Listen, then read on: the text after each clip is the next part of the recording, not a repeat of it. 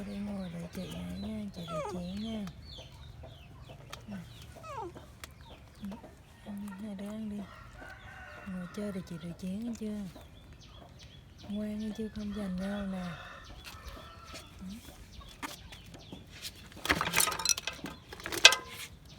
Siro đi vô.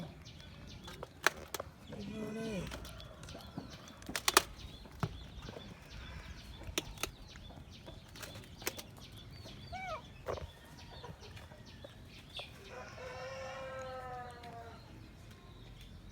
Đi xuống Ken.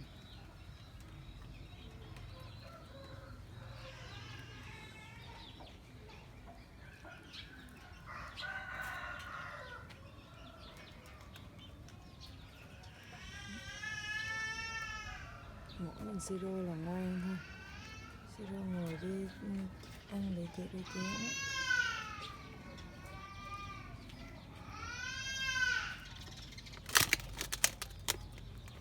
Đi vô đi.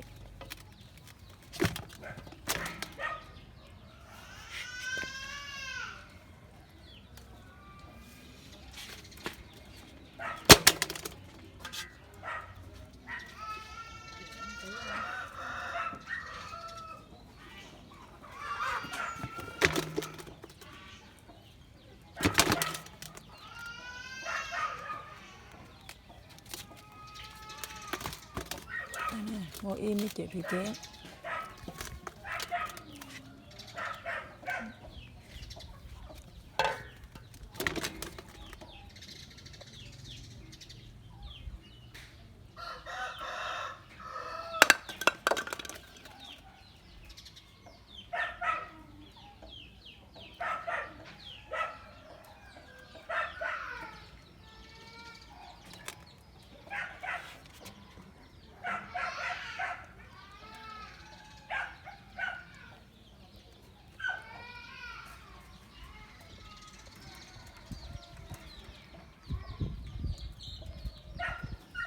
Siro ngoan quá. Siro ngoan chú ngoan quá.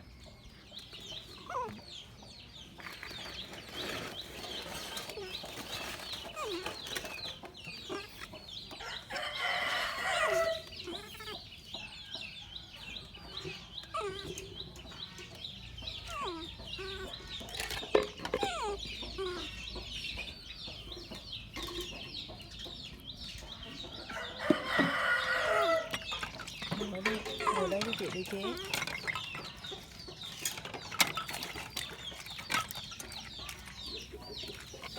Siro, ra nước.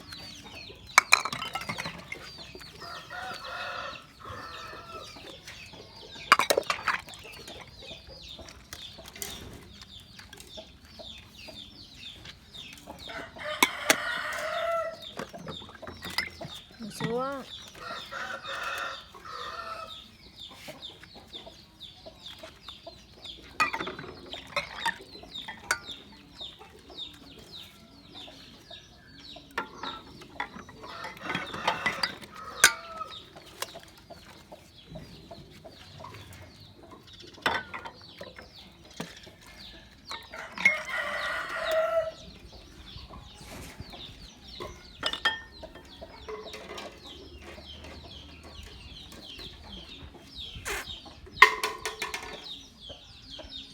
Nhật không các bạn.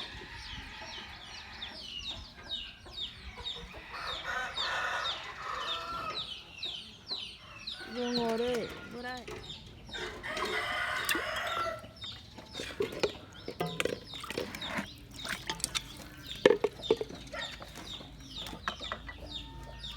Vô ngồi xuống.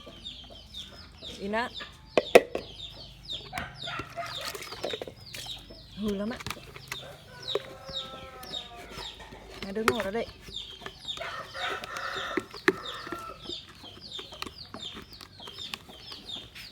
Vô. Xuống. Đi vô thang. Vô thang chưa?